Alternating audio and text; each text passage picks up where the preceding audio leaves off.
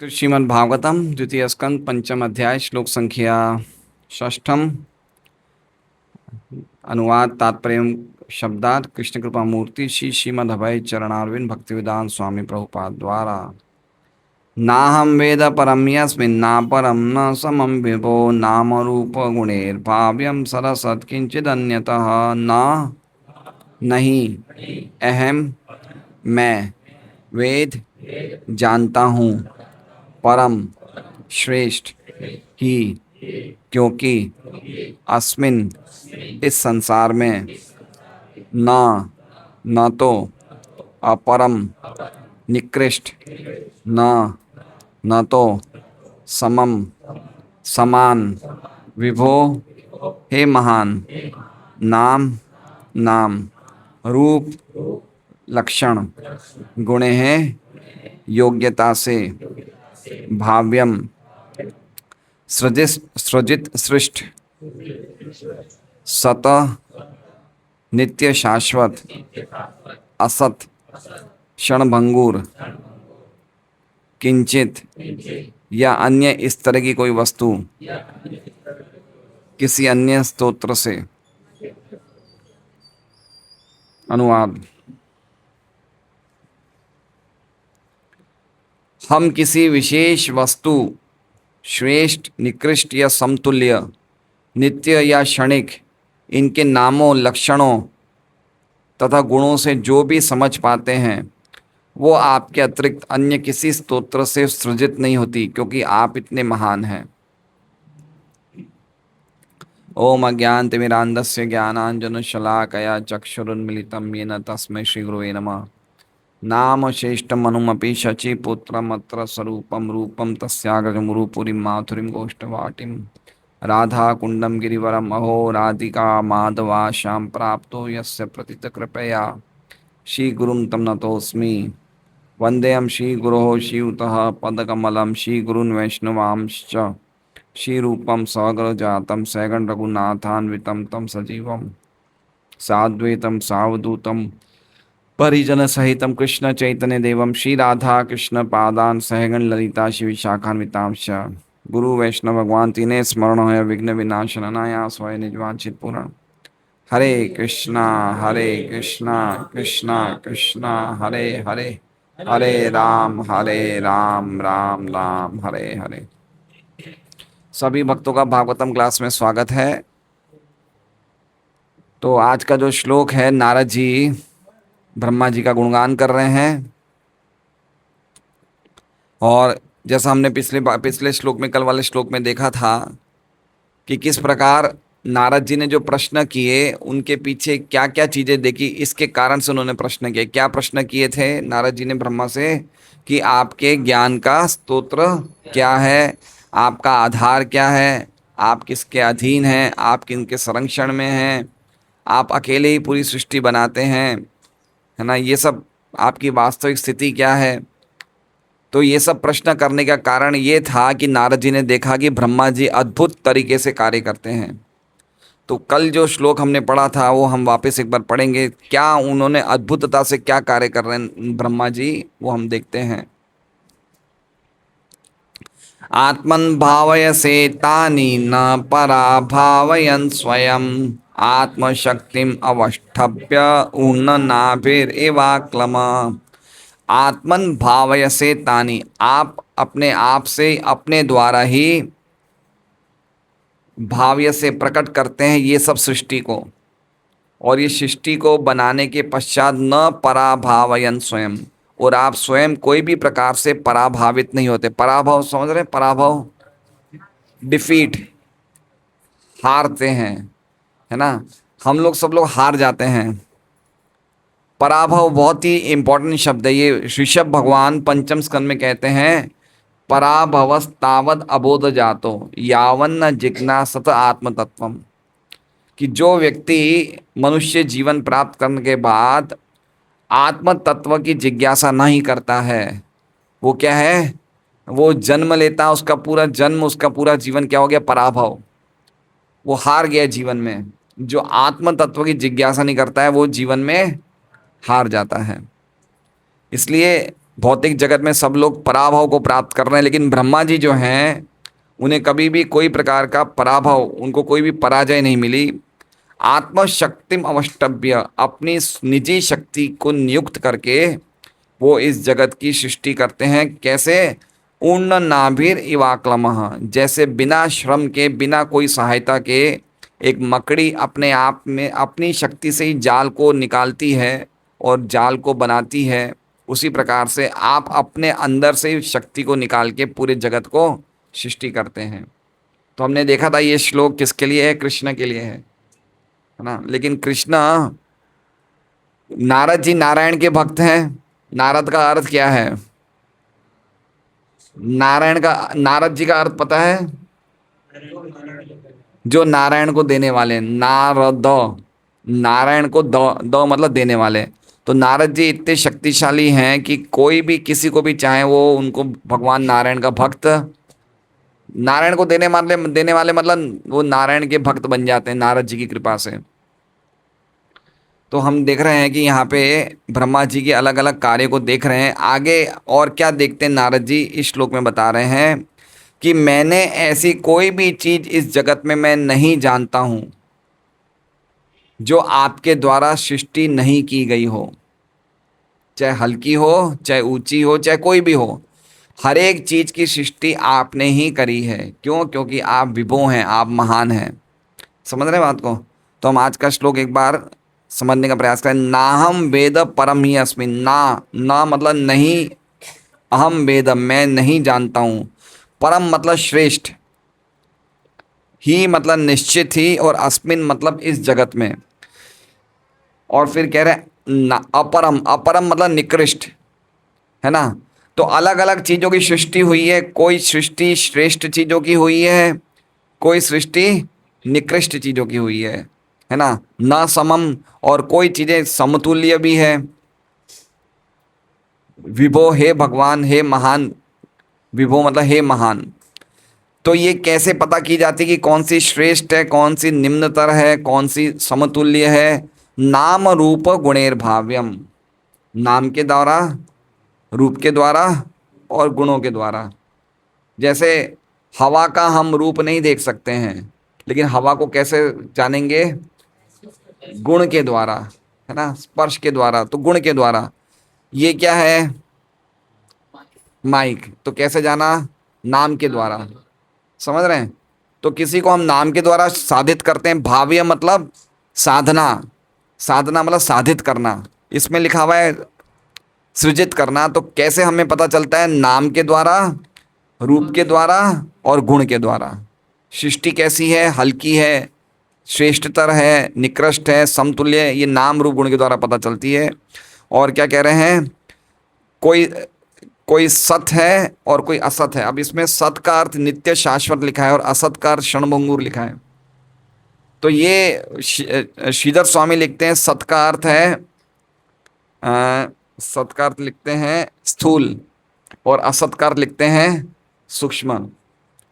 सत मतलब जो दिखता है, स्थूल दिखता है, और असत मतलब जो दिखता नहीं है। तो मुझे लगता है ये क्षणभंगुर और नित्य शाश्वत, सत असत कैसे लिख रहे हैं समझ में नहीं आ रहा है। हाँ, ये क्योंकि नित्य शाश्वत चीज की सृष्टि कैसे करेंगे ब्रह्मा जी? तो सत असत का मतलब एक सत हो गया स्थूल और असत हो गया सूक्ष्म। तो सत असत किंचित, या और भी कोई चीज जो मुझे नहीं पता हो, कोई भी ऐसी चीज होगी जो मुझे भी नहीं पता है, नारद जी कह रहे हैं, उन सब की भी सृष्टि आपने ही करी है। मैं यही जानता हूं कि आपके अलावा और किसी ने भी कोई चीज बनाई नहीं है। श्रीधर स्वामी की हम टीका पढ़ेंगे।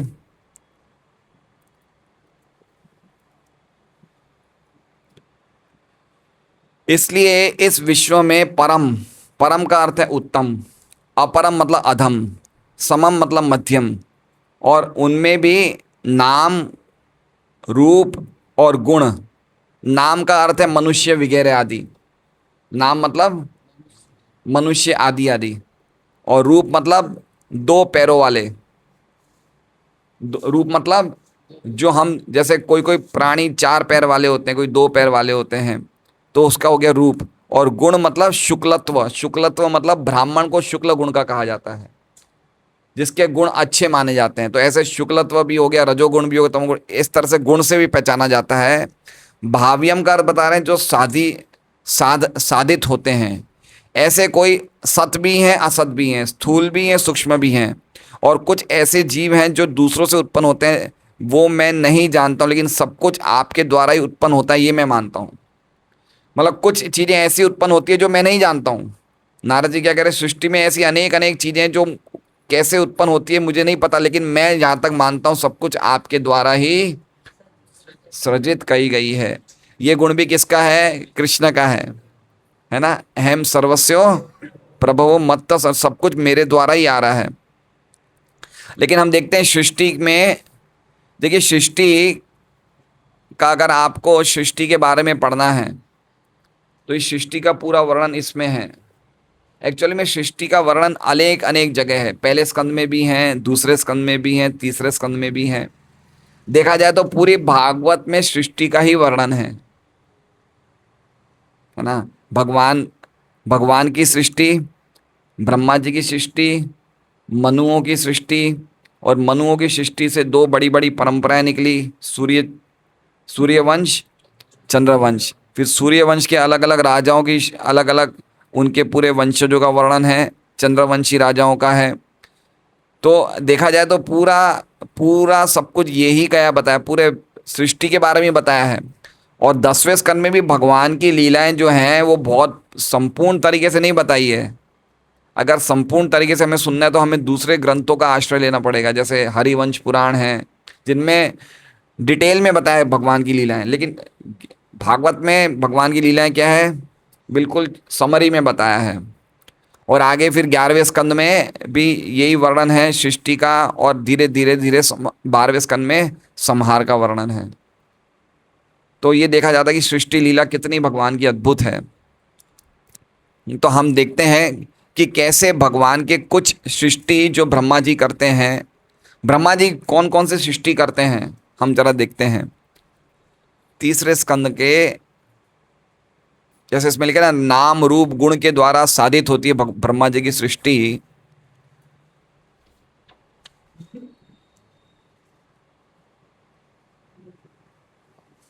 देखिए हम पता चलेगा कि ब्रह्मा जी कितने महान हैं, है ना। हम उनकी सृष्टि देखते हैं क्या क्या बनाते हैं वो। 9 सृष्टियां होती है। कितनी सृष्टियां होती है? 9 सृष्टि में पहली सृष्टि महत तत्व सृष्टि अर्थात भौतिक घटकों की समग्रता है, जिसमें परमेश्वर की उपस्थिति के कारण गुणों में परस्पर क्रिया। ये पहली सृष्टि किसकी है? भगवान विष्णु की है। द्वितीय सृष्टि में मिथ्या अहंकार उत्पन्न होता है। क्या अहंकार उत्पन्न होता है?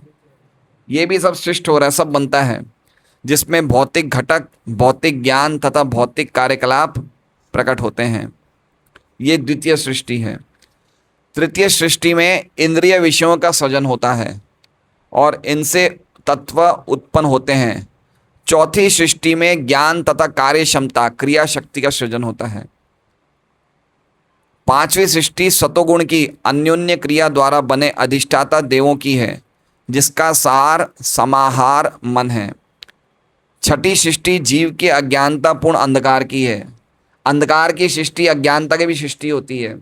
समझ रहे हैं बात को? अज्ञानता की भी सृष्टि कौन बनाते हैं, कौन करते हैं?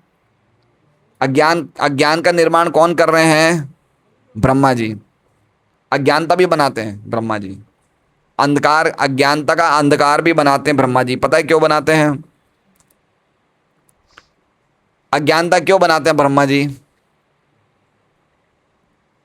इसमें लिखा है छठी सृष्टि जीव के अज्ञानतापूर्ण अंधकार की है, जिससे स्वामी मूर्ख की तरह कार्य करता है। स्वामी मतलब हम लोग कैसे कार्य कर रहे हैं? मूर्ख की तरह कार्य करते हैं। अज्ञानता की सृष्टि क्यों करी है भगवान ने? तो इस भौतिक जगत पे तो हम सभी अज्ञान में रहना चाहते हैं, लेकिन सृष्टि क्यों करी ब्रह्मा जी ने? कोई बताएंगे प्रभु जी में से?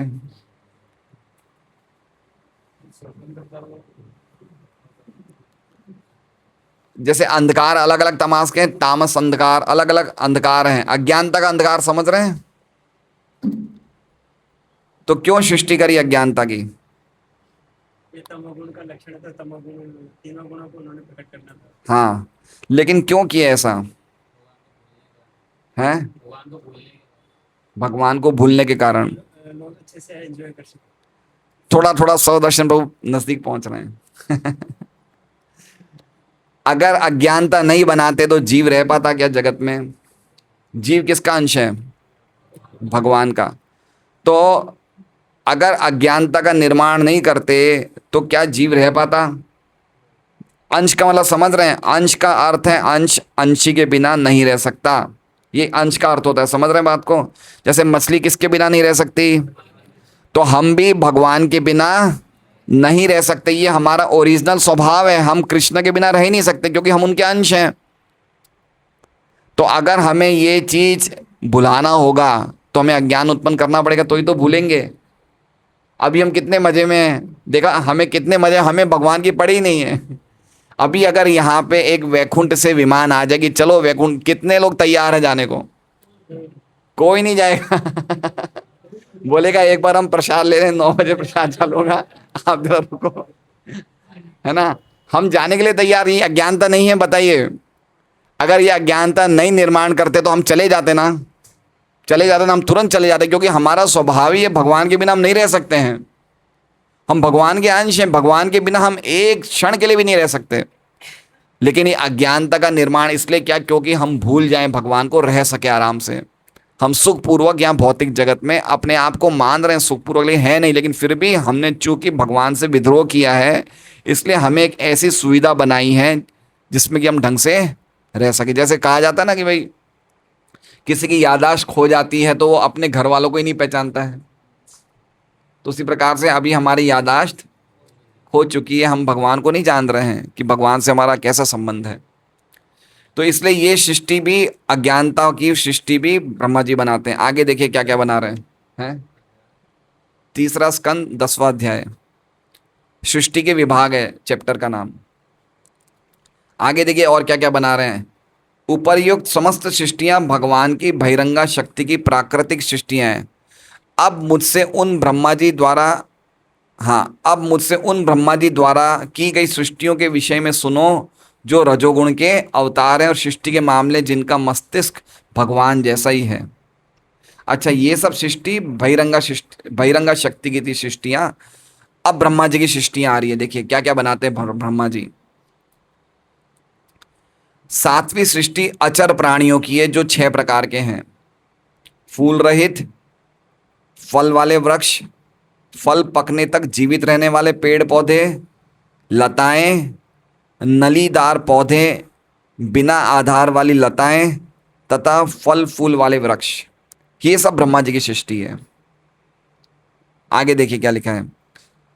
सारे अचर पेड़ पौधे ऊपर की ओर बढ़ते हैं। वे अचेत प्राय होते हैं, किंतु भीतर ही भीतर उनमें पीड़ा की अनुभूति होती है। वे नाना प्रकारों में प्रकट होते हैं। मतलब पेड़ों में भी पीड़ा होती है। देख रहे हैं क्या लिख रहे हैं? ये पेड़ पौधों की सृष्टि क्या है? वो लगते हमें बेहोश जैसे हैं, लेकिन उनमें भी पीड़ा का अनुभूति, अगर हम पेड़ों को काटते तो उनको भी पीड़ा होती है। 8वीं सृष्टि निम्नतर जीव योनि की है और उनकी 28 विभिन्न जातियां हैं। वे सभी अत्यधिक मूर्ख तथा अज्ञानी होते हैं। वे गंध से अपनी इच्छित वस्तुएं जान पाते हैं, किंतु हृदय में कुछ भी स्मरण रखने में अशक्य होते हैं। ये हल्की योनियां, जैसे है ना इसमें श्लोक में परम, श्रेष्ठर, निकृष्ट, तो हल्की हल्की योनियां हैं। कौन से हैं ये बता रहे हैं। निम्नतर पशुओं में गाय, बकरी, भैंस, काला बारहसिंगा सूकर, नीलगाय, हिरण, मेंढक, मेंढा तथा ऊंट, ये सब 2 खुरों वाले हैं। घोड़ा, खच्चर, गधा, गौर, शरभ, भैंसा तथा चवरी गाय, इन सबों में केवल 1 खुर होता है। ये कौन से? रूप से जाने वाले, नाम से जाने वाले। अब मुझसे उन पशुओं के बारे में सुनो जिनके 5 नाखून होते हैं।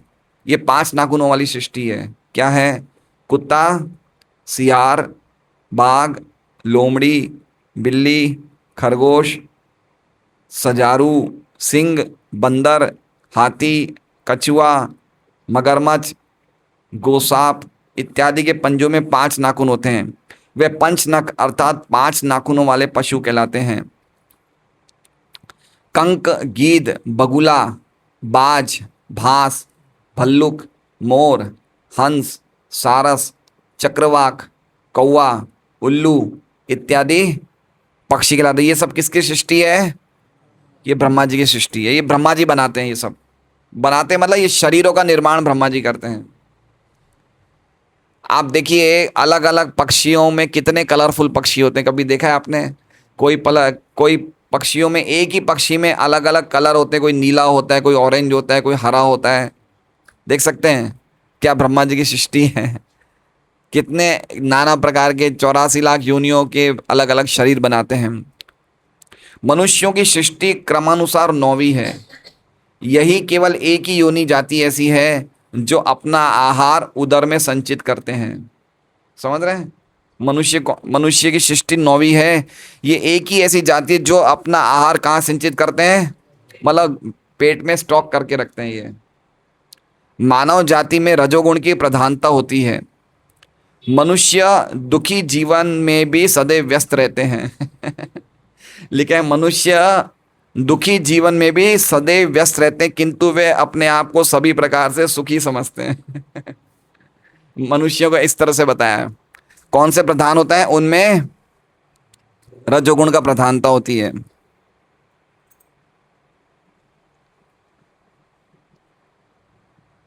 पेट में डालते हैं? सभी आहार पेट में डालते। कौन?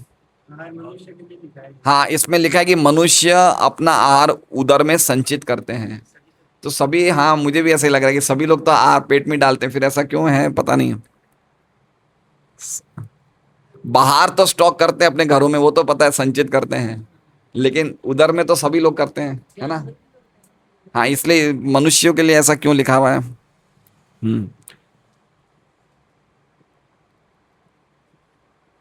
तो ये सब कहते हैं। ब्रह्मा जी की आगे बहुत वर्णन है इसमें। खाली 10वें अध्याय में भी है, 12वें अध्याय में भी है। अलग अलग प्रकार की अज्ञानता बना रहे हैं। ये सब ब्रह्मा जी के वर्णन है।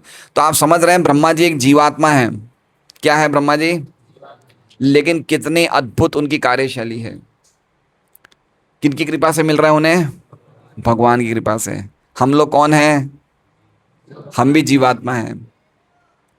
देखिए एक बात समझिए, भगवान की कृपा से सब कुछ संभव है।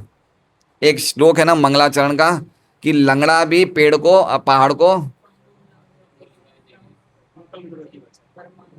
हाँ, मुकम करोति वाचालम, गूंगा भी बोल सकता है, अच्छे अच्छे श्लोक बोल सकता है, और लंगड़ा भी पहाड़ को लांग सकता है। और तीसरा क्या है?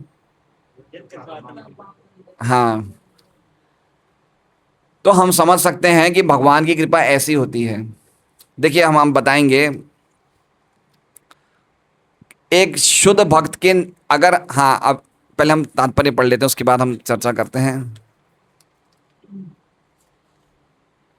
तात्पर्य, ये व्यक्त जगत 84 लाख योनियों में उत्पन्न विविध प्रकार के जीवों से परिपूर्ण है। इनमें से कुछ श्रेष्ठ हैं तो कुछ निकृष्ट हैं।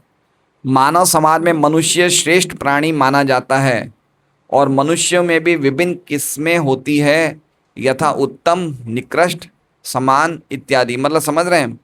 मनुष्यों के बारे में अगर आपको पढ़ना है कि मनुष्यों में क्या क्या जातियां हैं,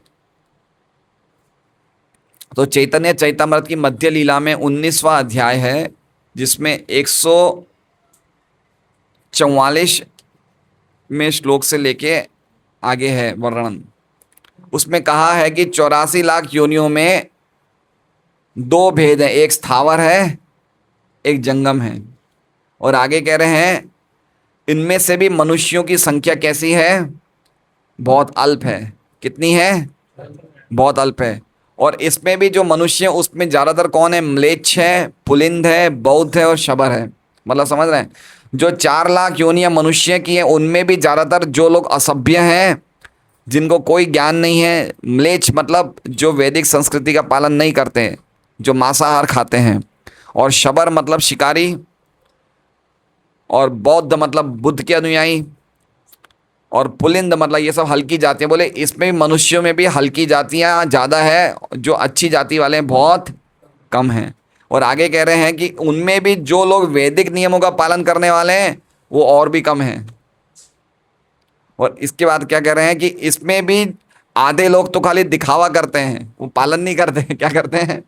वो दिखावा करते हैं और विधि विधानों की परवाह नहीं करते। तो जो लोग सचमुच वेदों की बातें मानने वाले वो तो और भी कम हैं।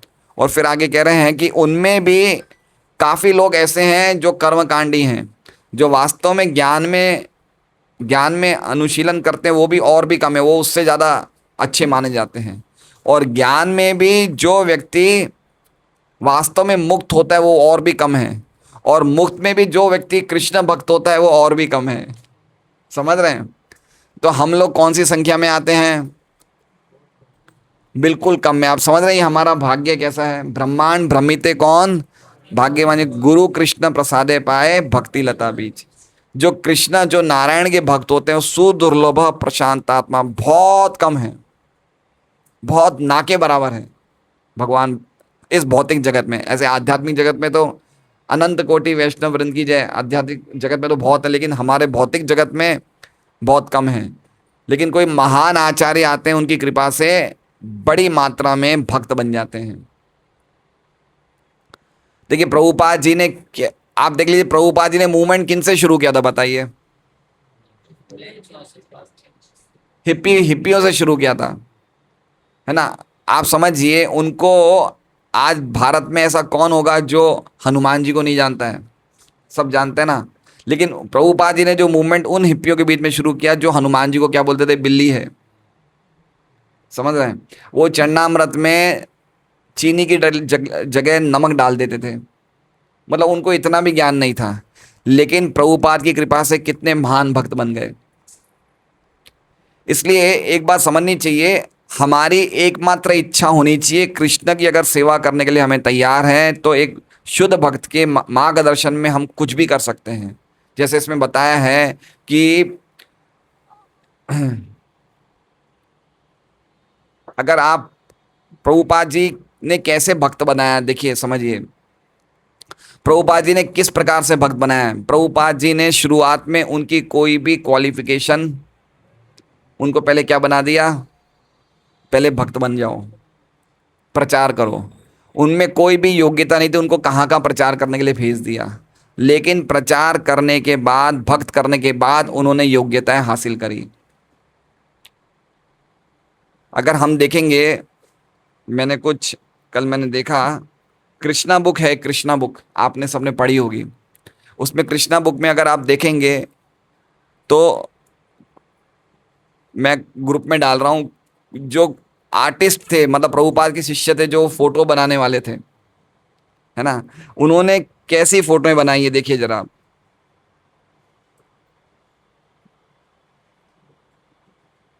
अगर आपके पास होगा तो देखिए कैसी फोटो बनाई है उन्होंने।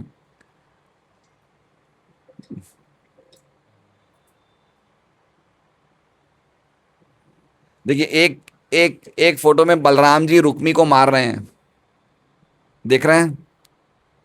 दूसरी फोटो है, मिला क्या ग्रुप में?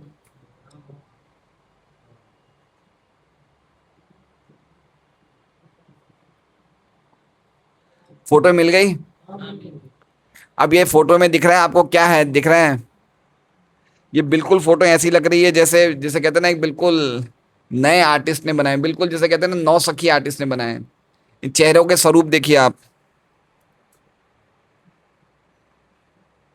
बलराम जी उससे मार रहे हैं, वो देखा रुक्मी को? वो शतरंज की बाजी लगी हुई है, रुक्मी का चेहरा देखिए। देख रहे हैं? तो प्रभुपाद जी ने क्या किया, सबसे पहले नए नए दीक्षित भक्तों को किस में लगाया? जिनको जो सेवा आती है आप लग जाओ सेवा में। और उसके बाद अब देखिए, इसके बाद कुछ सालों बाद जो ये फोटो आई है, कुछ सालों बाद उन्हीं आर्टिस्टों ने, जिन्होंने ऐसी फोटो बनाई थी, उन्हीं आर्टिस्टों ने कितनी जोरदार फोटो बनाई है देखिए।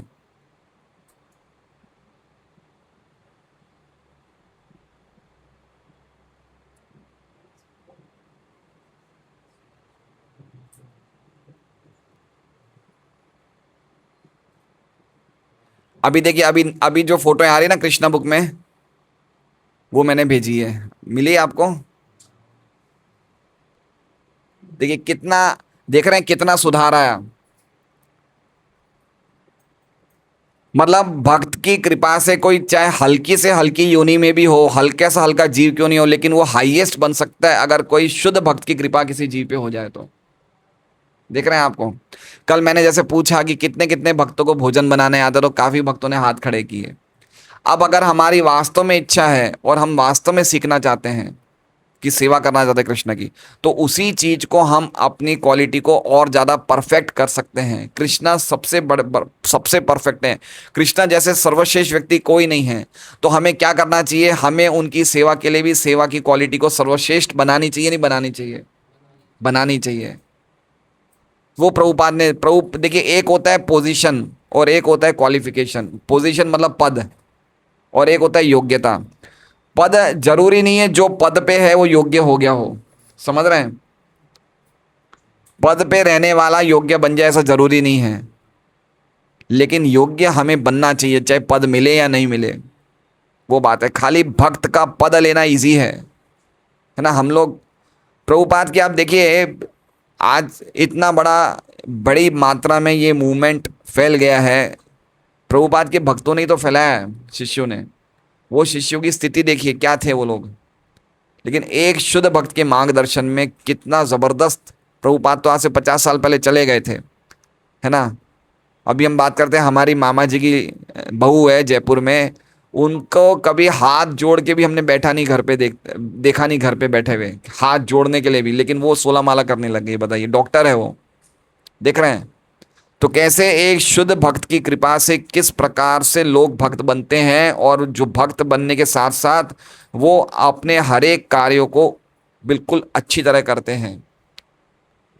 तो हमें समझना चाहिए कि हम लोग इतने सालों से भक्ति कर रहे हैं, हम लोग दीक्षित हैं, तो हमें कैसे हर कार्य अच्छी तरह करना चाहिए। अगर हमें रसोई बनाना है, जैसे काफ़ी पुरुषों ने, तो हमें सीखना चाहिए कि हम और अच्छी तरह बनाएं। हम 50 लोग नहीं, 500 लोगों की रसोई बनाएं। ये हमें और क्वालिफिकेशन लानी चाहिए, अपने आप में योग्यता लानी चाहिए कि मैं इस चीज़ में अच्छी से अच्छी सेवा करूं कृष्ण को प्रसन्न करने के लिए। ब्रह्मा जी कैसी सेवा कर रहे हैं बताइए? किसको प्रसन्न करने के लिए कर रहे हैं? कृष्ण को। ये सृष्टि क्यों बना रहे हैं? ये कृष्ण की प्रसन्नता के लिए बना रहे हैं ब्रह्मा जी।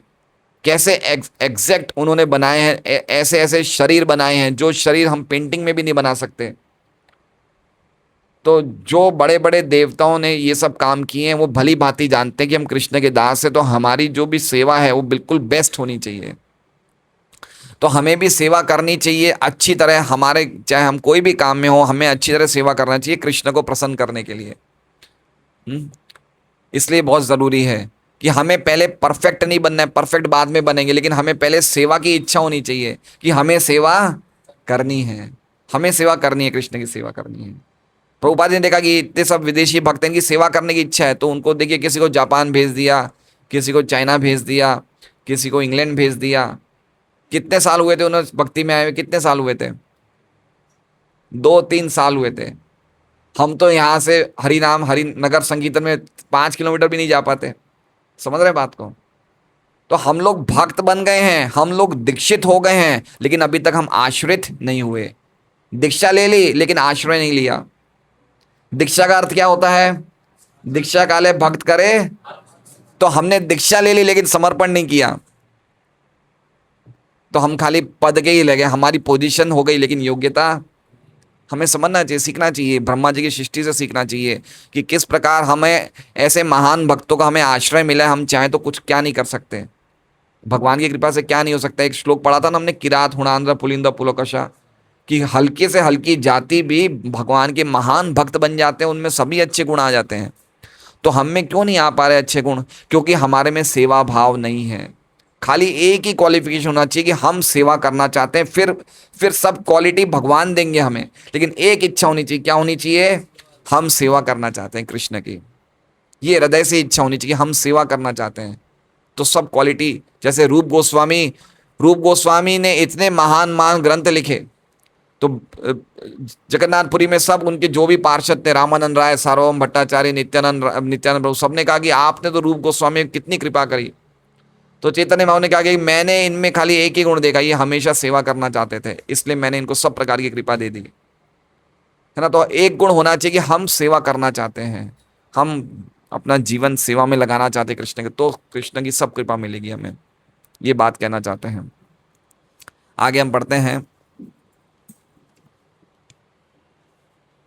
लेकिन हम लोग सेवा नहीं करना चाहते, हमने भक्ति को क्या समझ रखा है, ये पार्ट टाइम है, मेरे और भी बहुत सारे काम हैं, कृष्ण की सेवा करना है लेकिन मुझे और भी कुछ करना है। तो जब हम ये सोच लेते हैं कृष्ण की सेवा करनी है और भी कुछ करना है, तो मतलब हम सिद्धांतों में सही नहीं, क्योंकि कृष्ण से छूटकर कुछ है ही नहीं दूसरा। तो ये बात समझनी चाहिए हमें।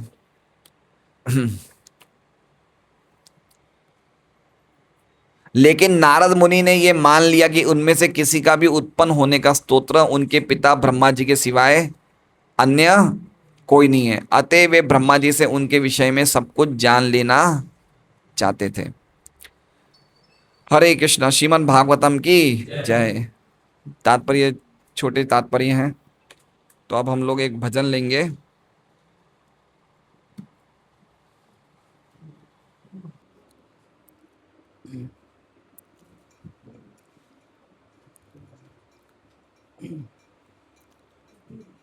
गोपीनाथ मम निवेदन सुन, विषय दुर्जन सदा कामरत, किछु नहीं मोर गुण। गोपीनाथ मम निवेदन सुन, विषय दुर्जन सदा कामरत,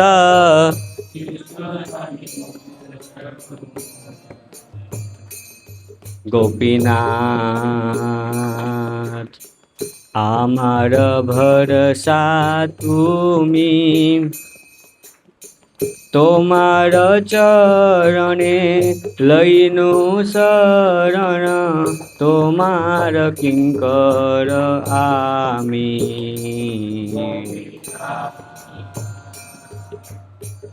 आमार भरसा तुमी, तोमार चरणे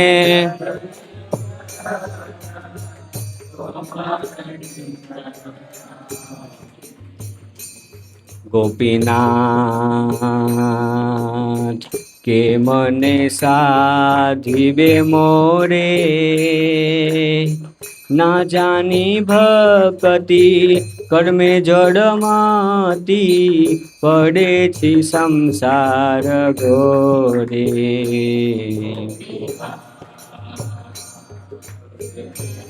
मने साधिबे मोरे, ना जानी भक्ति कर्मे जड़मती,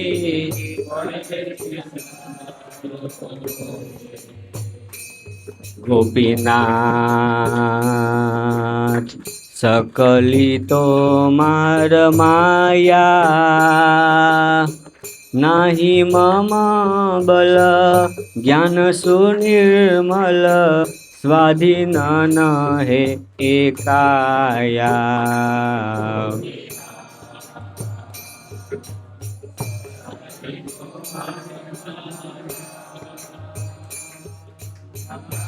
नाही मम ज्ञान सुनिर्मल,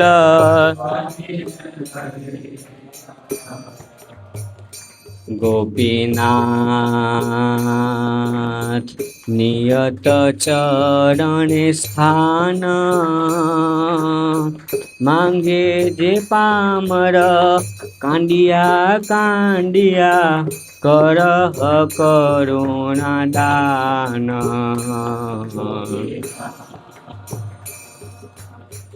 नियत चरण स्थान,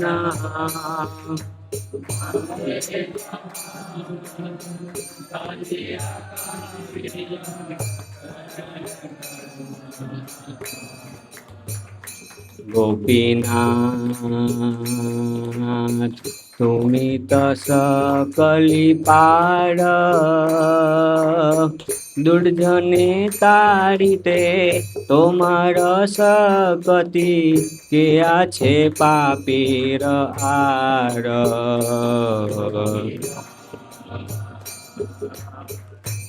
नित सकली पार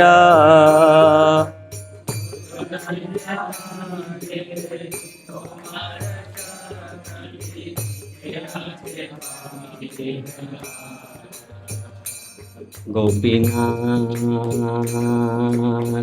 तुमी कृपा पारबार जीवेर कारणे आसिया प्रपंचे लीला कैले सुविस्तार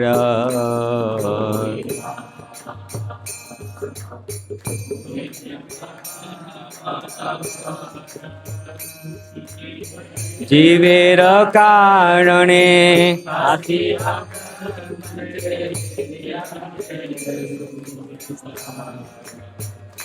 गोपीनाथ आमी की दोषे दोषी असुर सकल पाइल चरण विनोद ठाकिल बसी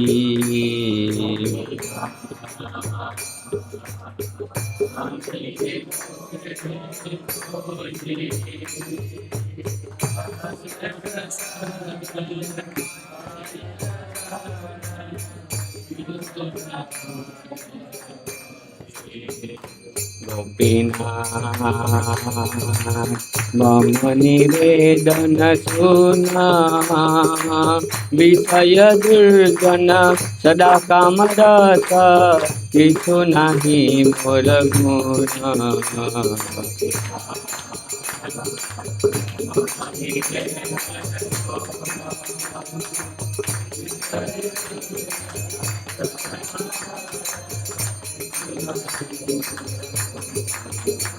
हरे कृष्णा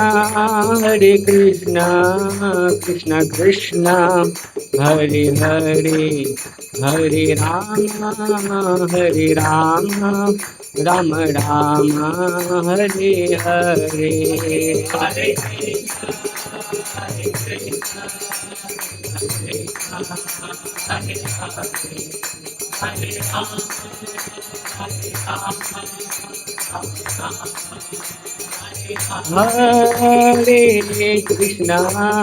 कृष्णा कृष्ण कृष्ण हरे हरे हरे राम राम राम हरे हरे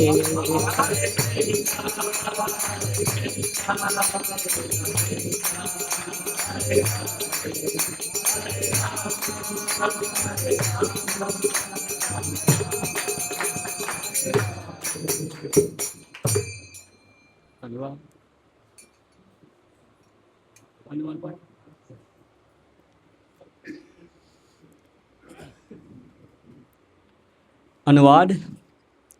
हे गोपीनाथ, कृपया मेरा निवेदन सुनो। सुनिए, ऐसा लिखना, सुनो लिखना। मैं एक विषयी तथा पापी व्यक्ति हूँ तथा सदैव काम में रत रहता हूँ। इसी कारणवश मैं योग्यता विहीन हूँ। हे गोपीनाथ, आप ही मेरे एकमात्र आश्रय हैं। मैं आपके चरण कमलों में शरणागत होता हूँ क्योंकि मैं आपका नित्य दास हूँ। हे गोपीनाथ, आप मुझे किस प्रकार शुद्ध करेंगे? मुझे भक्तिमय सेवा के विषय में किंचित भी ज्ञान नहीं है। कर्मकांडों में लिप्त होने के कारण मेरी बुद्धि जड़ हो गई है। मैं भौतिक जगत में गिर गया हूँ, जो कि जीवन की सर्वाधिक भयावह स्थिति है। गोपीनाथ, मुझे सर्वत्र आपकी बहिरंगा शक्ति माया की ही रचना दिखाई देती है। मुझ में बल या विशुद्ध ज्ञान का अभाव है। वस्तुतः मेरा शरीर भी मेरे अधीन नहीं है। हे गोपीनाथ, यह पापी व्यक्ति निरंतर रो रहा है तथा आपके चरण कमलों के निकट वास करने की भिक्षा मांग रहा है। कृपया मुझ पर अपनी कृपा प्रदर्शित करें। हे गोपीनाथ, आप सब कुछ करने में समर्थ है। आप में सर्वाधिक कुटिल व्यक्तियों का उद्धार करने की भी शक्ति है। तब आपके अतिरिक्त यह पापी किसकी ओर देखे। हे गोपीनाथ, आप दया सिंधु है। आपने इस भौतिक संसार में अवतरित होकर लीलाएं प्रकट की, जिससे पतितात्माओं का कल्याण संभव हो सके।